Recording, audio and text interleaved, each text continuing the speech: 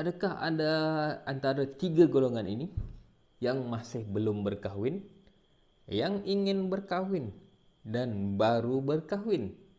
Jadi, pernahkah korang stres ataupun memikirkan pelbagai hutang yang korang ada dan korang rasa sangat-sangat terbelenggu dengan pelbagai hutang dan kehidupan korang masih lagi merasa di awang-awangan dalam kehidupan perkahwinan? Jadi, aku akan terangkan beberapa kesilapan yang sering dilakukan oleh pasangan muda di luar sana. Jadi, untuk itu, jom kita layan intro dulu.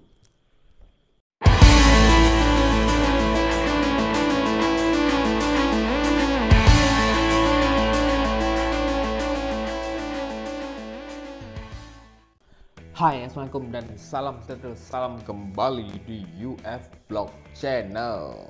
Okey, video pada kali ini aku nak kongsikan antara beberapa kesilapan yang dilakukan khususnya kepada individu di luar sana yang masih belum berkahwin, yang ingin berkahwin dan yang baru berkahwin. Tiga golongan ni khususnya kepada mereka yang masih rasa yang belum pernah merancang kewangan ataupun pernah merancang tapi gagal. InsyaAllah aku akan kongsikan beberapa kesilapan yang sering korang lakukan, dan apa yang aku pernah lakukan aku akan kongsikan. Jadi jom tanpa buang masa lagi, kita teruskan. Jadi antara beberapa kesilapan dalam segi bentuk pengurusan kewangan peribadi yang sering dilakukan oleh pasangan muda zaman sekarang, lagi-lagi yang orang kata jiwa tengah meronta-ronta. Sekarang kan macam-macam kereta keluaran baru, jadi jiwa yang masih orang kata bergelora dengan harta benda. Jadi beberapa kesilapan yang sering digunakan oleh khususnya kepada pasangan muda. Yang pertama ialah jangan menggunakan pinjaman peribadi ataupun kad kredit ataupun terutama sekali pinjaman alung. Jadi bagi korang yang di luar sana yang ingin berkahwin dan masih mencari kewangan ataupun sumber pendapatan untuk melengkapkan korang punya majlis, terutama dari segi hantaran dan juga majlis. Dan dua benda penting ni mesti korang nak sangat-sangat mencukupi bagi melengkapkan majlis korang, betul? Jadi antara beberapa perkara ni, jangan menggunakan pinjaman peribadi, gunakan pinjaman alung dan kad kredit semata-mata untuk memeriahkan majlis korang, dan akibatnya korang akan menanggung seumur hidup. Jadi untuk meminjam kad kredit, pinjaman peribadi, pinjaman alung, korang tahu tak, bila korang buat pinjaman untuk perkahwinan korang, dia punya interest dia korang tak rasa tau.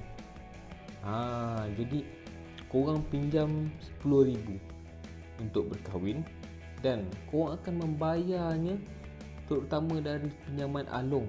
Maklumlah, daripada pinjaman bank tak lulus, kad kredit tak lulus, korang terpaksa pinjaman alung. Dan dari segi pinjaman alung pula, korang bayangkanlah kalau korang pinjam 10,000, korang kena bayar sampai anak cucu pun belum tentu lagi habis.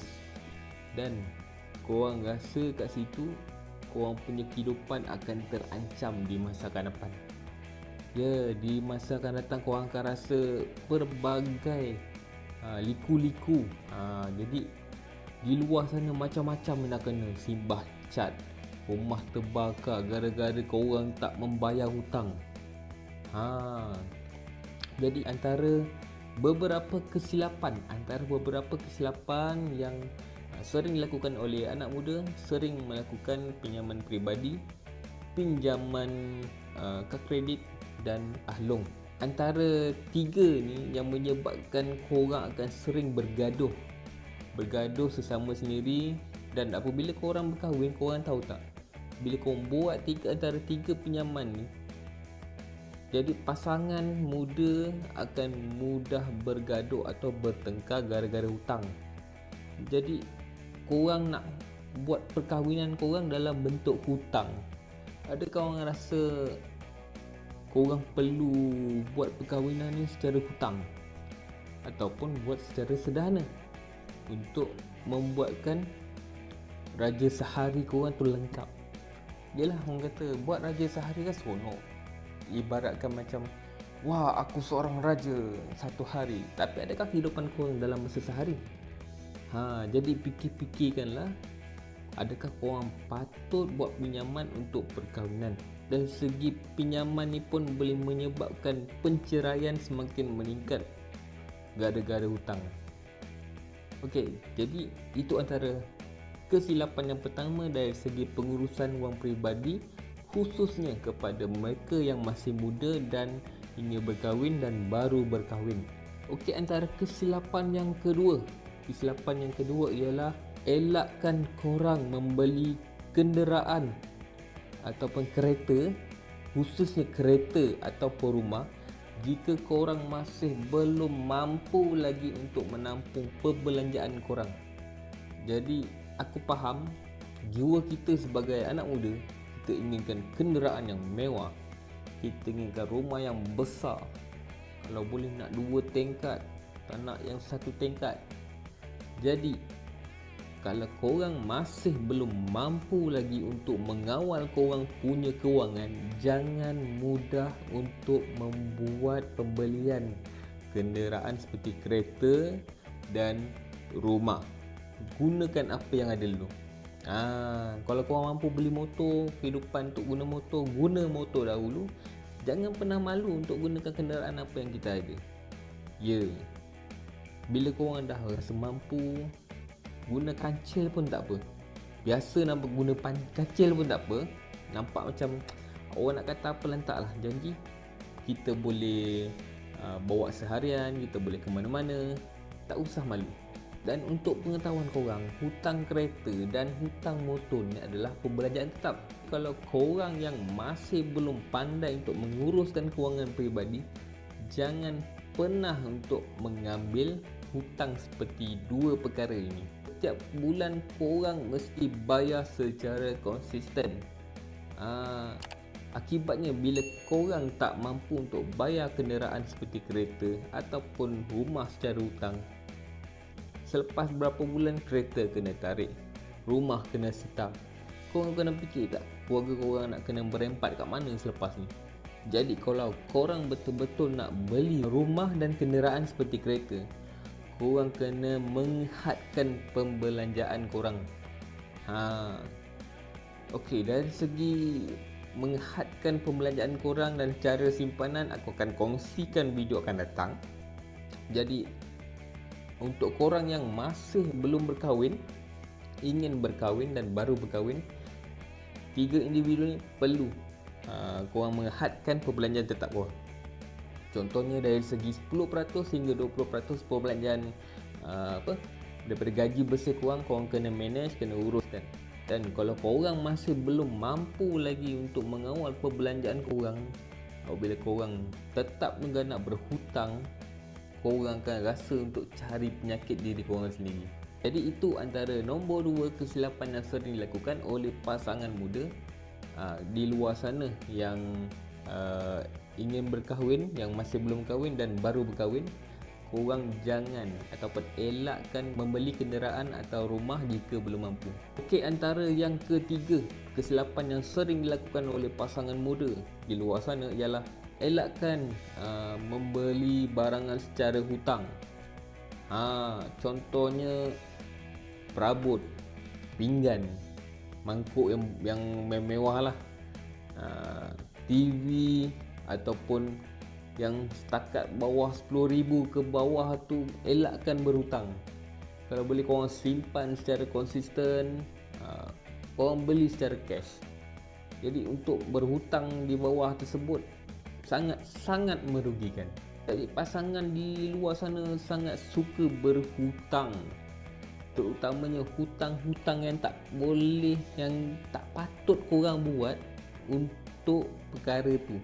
Macam aku cakap tadi, perabot, kalau boleh korang simpan dahulu tu, beli perabot, korang beli perabot yang secara cash. jangan pernah berhutang, dan elakkan membeli perkara-perkara yang tak sepatutnya korang boleh buat benda-benda lain. Nak beli perabot hutang, nak beli pinggan hutang, nak beli, bila korang rasa kehidupan korang penuh sangat dengan hutang, korang akan terbelenggu, kepala korang jadi stres. Jadi dalam kehidupan kekeluargaan, bila korang terlalu banyak hutang, terlalu memikirkan hutang, korang akan memikirkan cara untuk cari duit. Bila korang dah stres, itu yang menjadikannya bercerai, korang bergaduh, dan apa yang lagi boleh fikir, korang akan membunuh diri, korang akan merompak di luar sana untuk mencari duit, untuk membayar hutang. Jadi apa yang kita perlu buat ialah korang kena gunakan apa yang ada. Kalau korang mampu untuk pakai pinggan plastik, pakai pinggan plastik. Di luar sana banyak pinggan plastik yang diorang jual. Kedai ringgit ada, Eco, macam-macam lagi. Jadi gunakan apa yang ada dulu sebelum korang beli apa yang korang mahu. Kalau korang tak mampu nak beli perabot yang mewah, beli perabot yang biasa. Kalau korang tak mampu nak beli katil, kau tidur atau tilam pun tak apa. Kalau korang tak mampu nak TV, tak bermampu beli TV, korang guna handset yang korang ada. Apa guna? Handset yang korang ada kan boleh tengok macam-macam rancangan di luar sana. Apa yang aku nak cakap ni, korang kena belajar untuk ikat perut. Maknanya korang janganlah untuk menyeksakan diri korang sangat, tapi korang cuba managekan, ikat perut korang. Simpan banyak 10% hingga 20% daripada gaji bersih suami isteri untuk membuat simpanan. Jadi simpanan ni sangat penting untuk korang.